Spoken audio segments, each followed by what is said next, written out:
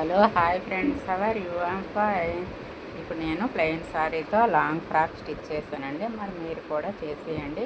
Hands అయితే Krishna Mukunda Murari serial hands అండి. నెక్క కూడా ముందు మెయిన్ ఫ్యాబ్రిక్ మీద లైనింగ్ వేసి స్టిచ్ వేసి రాంగ్ సైడ్ ఫోల్డింగ్ చేసుకోవాలన్నమాట.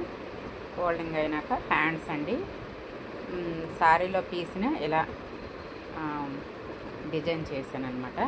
కుచ్చులు పెట్టుకొని రాంగ్ సైడ్ కూడా చూడండి, ఫినిషింగ్ అనేది మనము బయట కనిపించకుండా ఫోల్డింగ్ చేసుకోవాలి. ఇది కూడా చేసుకున్నాక main fabric right side lace కూడా స్టిచ్ అనేది బయటకు కనిపించకుండా ఇలా లేస్ వేసుకున్నాను అనమాట. ఇలా స్టిచ్ అయినాక ఇప్పుడు బ్యాక్ ఫ్రంట్ మనం లైనింగ్లు రాంగ్ సైడ్ తిరగేసుకున్నాక స్టిచ్ చేసుకొని రైట్ సైడ్ పెట్టి స్టిచ్ చేసుకొని రాంగ్ సైడ్ ఫోల్డింగ్ చేయాలన్నమాట. బ్యాక్ పార్ట్ ఫ్రంట్ పార్ట్ అలా స్టిచ్ వేసుకున్నాను.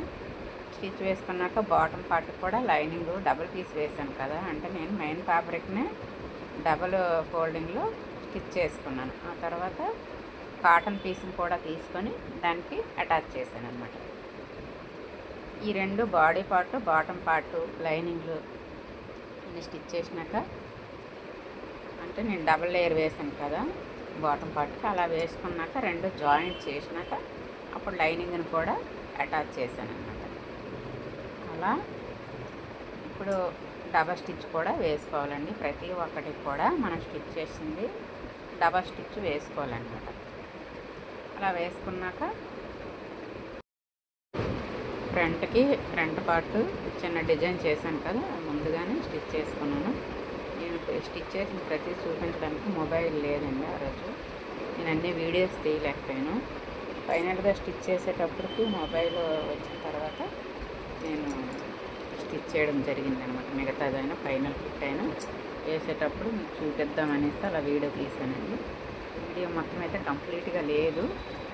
ఈసారి ఏదైనా లాంగ్ ఫ్రాక్ స్టిచ్ చేసేటప్పుడు మీరు పెట్టమంటే మళ్ళీ నేను వీడియో తీసి పెడతానండి. ఇప్పుడు ఇలా స్టిచ్ చేసుకున్నాక ఇప్పుడు నేను బాటమ్ పార్ట్ 4 లేయర్స్ కదండి, 2 కదా డబల్ వేసాను. అవి 4 లైన్స్ పట్టుకొని నీట్గా స్టిచ్ చేసుకొని ఎగుడు దిగుడు ఉంటే కిందన మనం జిగ్జాగ్ చేయలేదు కాబట్టి లాస్ట్ పాయింట్కి జిగ్జాగ్ చేయకపోయినప్పుడు మనం కటింగ్ చేసేసి ఎక్స్ట్రా ఉంటే తీసేయచ్చు అనమాట. సైడ్లో ఏమైనా హెచ్చు తగ్గులు వస్తుంది, నాకైతే ఏం రాలేదు, నీట్గా వచ్చేసింది. ఇప్పుడు మనము నెక్ ఏమంచి పైపింగ్ వేసుకుంటాం కదా, పైపింగ్ క్లాత్ని ఇలా ముందుగానే క్రాస్గా కట్ చేసుకొని శారీలోని తీస్తే నేను కట్ చేసుకొని క్రాస్గా జాయింట్లో కలిపేసుకొని థ్రెడ్ తాడు కూడా పెట్టి ముందుగానే పైపింగ్ రెడీ చేసుకుంటానండి. అలా రెడీ చేసుకున్న క్లాత్ని ఇదిగోండి ఇలా పైపింగ్ తాడు పెట్టి అలా స్టిచ్ చేస్తాం కదా. ఇప్పుడు మెయిన్ ఫ్యాబ్రిక్ మీద నెక్ మనం ఎక్కడైతే పైపింగ్ వేయాలనుకుంటామో అక్కడ పైన పెట్టి స్టిచ్ వేసుకొని రాంగ్ సైడ్కి ఈ క్లాత్ ఉంటుంది కదా పైపింగ్ వేసిన క్లాత్ రాంగ్ సైడ్కి ఫోల్డింగ్ చేసుకోవాలి. ఫోల్డింగ్ చేసుకొని ఒక 1/4 ఇంచ్ గ్యాప్లో, అంటే పాదము గ్యాప్ ఇచ్చి, మిషన్ పాదం ఉంది కదండి అంత గ్యాప్ ఇచ్చి మనం పక్కగా స్టిచ్ అనేది మిషన్తో వేసుకోవాలన్నమాట.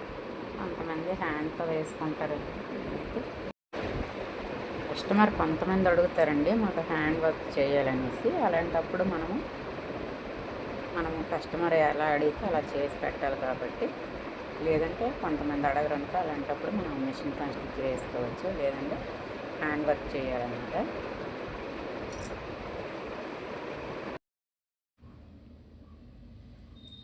ఇప్పుడు పైపింగ్ మనం స్టిచ్ చేసినాక హ్యాండ్స్ కూడా ముందుగానే రెడీ చేసుకున్నాం కదా ఫ్రెండ్స్. ఇప్పుడు పైపింగ్ అయిపోయిన తర్వాత హ్యాండ్స్ కూడా ఇలా స్టిచ్ వేసుకున్నాను అనమాట. ప్రతి స్టిచ్ వేసింది మీకు చూపించలేకపోయాను. మళ్ళీ నెక్స్ట్ వీడియోలో మీకు కావాలంటే స్టిచ్ చేసి చూపిస్తాను ఫ్రెండ్స్. కొన్ని నా దగ్గర వీడియోస్ ఉంటే మీకు ఇలా వీడియో చేసి పెట్టాను అనమాట. కింద లేయర్ ఉంది కదా, ఆ లేయర్కి ఏమంచి ఫైనల్ స్టిచ్ అనేది జిగ్జాగ్ మిషన్ ఉంటే పీకో పాదంతో పీకో వేసుకోవాలండి, లేదంటే మామూలు మిషన్ మీద అయితే ఫోల్డింగ్ చేసుకోవాలి. ఫైనల్గా అయితే డ్రెస్ ఇలా రెడీ అయింది ఫ్రెండ్స్. మరి మీకు నచ్చిందా ఫ్రెండ్స్? నచ్చితే లైక్ చేసేయండి. మన ఫ్రెండ్స్కి రిలేటివ్స్కి షేర్ చేయండి. ఇంతవరకు మన ఛానల్ ఎవరైనా సబ్స్క్రైబ్ చేసుకోకపోతే సబ్స్క్రైబ్ కూడా చేసుకోండి ఫ్రెండ్స్.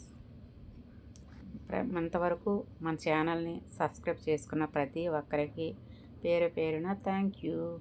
మళ్ళీ మంచి వీడియోతో మీ ముందుకు వస్తా. Okay, bye friends.